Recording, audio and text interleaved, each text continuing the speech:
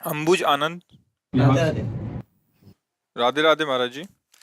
महाराज जी, कोई एक काम मैं लगातार नहीं कर पाता तथा मन शांत नहीं रहता, इस कारण से मेरा और परिवार का बहुत नुकसान हो जाता है। और समस्या भैया यह है कि मन, वीर्य और प्राण तीनों का एक कनेक्शन है, एक ही कनेक्शन है। अगर हमारा वीर्य ब्रह्मचर्य ठीक है तो मन शांत और एकाग्र रहेगा और प्राण बलवान और सूक्ष्म रहेंगे।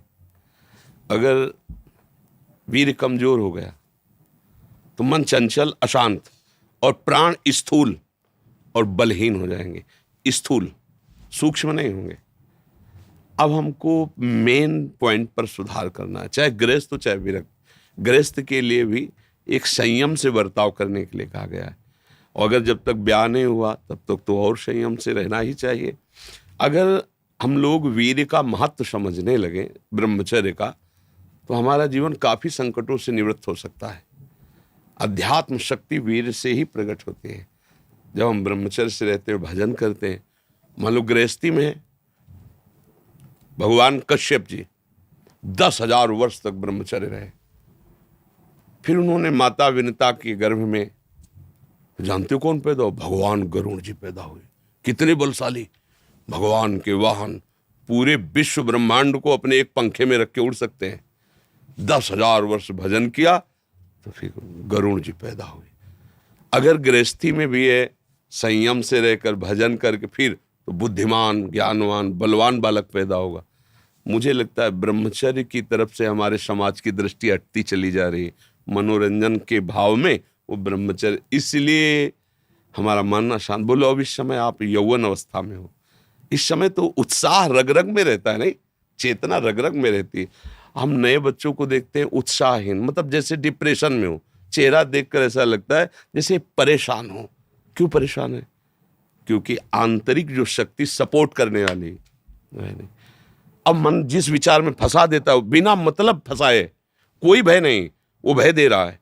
कोई शोक का कारण नहीं, वो शोक दे रहा है, चिंता दे रहा है। किसी भी कार्य को करो, इतना संशय पैदा कर रहा है, पता नहीं काम सफल होगा कि नहीं सफल होगा, कहीं ऐसा तो नहीं हो जाएगा, कहीं ऐसा तो, वो अशांत रखता है। और जब ब्रह्मचर्य, ऐसा कैसे हो सकता है? बल है ना, अध्यात्म बल, शारीरिक बल की बात नहीं कहते। ऐसा कैसे हो सकता है? यदि एक बार ऐसा हुआ तो 1000 बार मैं प्रयास करूंगा और इस पर विजय। वो मतलब जिद्दी स्वभाव, एक निष्ठा, उसी से आती है, उसी से। ये जो संत महात्मा बड़े बड़े कष्टों को रौंद करके वो मेन पावर है। और हम लोग उससे, प्राण हमारे स्थूल हो गए, वासनात्मक, मन हमारा चंचल अशांत हो गया। क्यों? क्योंकि हमारा ब्रह्मचर्य ठीक नहीं है। अब उस पर किसी की दृष्टि नहीं जाती। अब ब्रह्मचर्य कैसे ठीक हो? हमारा संग ठीक नहीं, हमारा भोजन ठीक नहीं, हमारा दृश्य ठीक नहीं, हमारा श्रवण ठीक नहीं, गंदी बातें देखें, गंदी बातें सुने, गंदा विचार आए, गंदी क्रियाएं करें, फिर ब्रह्मचर्य कैसे रहा जा सकता है? अगर सुधार करो तो अभी बहुत बढ़िया समय है, कोई ज़्यादा अवस्था तो हो नहीं गई। ब्रह्मचर्य का सुधार करो। हम सबसे कहते हैं व्यायाम करो। बिना शरीर को थकाए ब्रह्मचर्य को पचाया नहीं जा सकता। जैसे दंड बैठक, दौड़ भाग, व्यायाम किया, फिर आप भले गृहस्थ हो, फिर दिन भर कार्य करते रहो। 30 मिनट तो पूरे शरीर को ऐसा व्यायाम में रखो पसीना पसीना हो जाए। अब 8-10 बजे तक सो रहे हैं तो व्यायाम कब करें?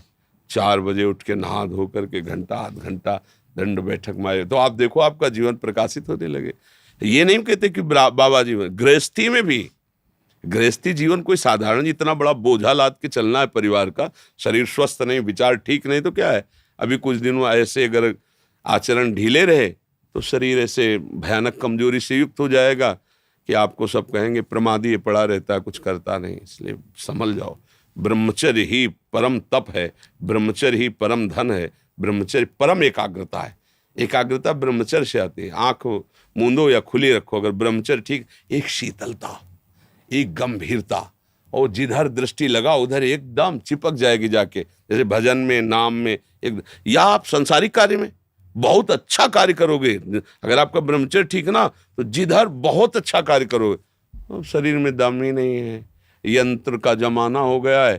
पहले खेती जोतते थे ना किसान, एक फार वाला होता था और पूरे खेत को उसी से जोतला है, बलवान होते थे। 2 लीटर मठा और 8 रोटी पाए, बैल की जैसी ताकत।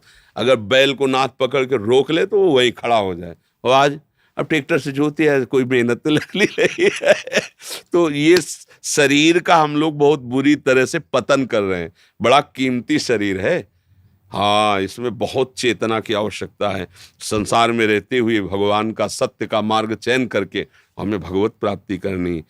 अरे कम से कम जितनी ऊंचाई पे आ गए उससे नीचे तो न जाए। सुअर कुत्ता तो न बनना पड़े, मनुष्य बन गए हैं तो ऊंचे चढ़े कि नीचे गिरे, पर ये ध्यान नहीं रहता। हम काम करने लगते हैं वही जहाँ नीचे गिरना है। अब दूसरे जीवों का मांस खाना, शराब पीना, जुआ खेलना, व्यभिचार, ये कहाँ ले जाएगा? एकदम नष्ट कर देगा। तो जवान बच्चे हो, सावधान रहो, खान पान ठीक रखो, सावधानी पूर्वक चलो, ठीक है।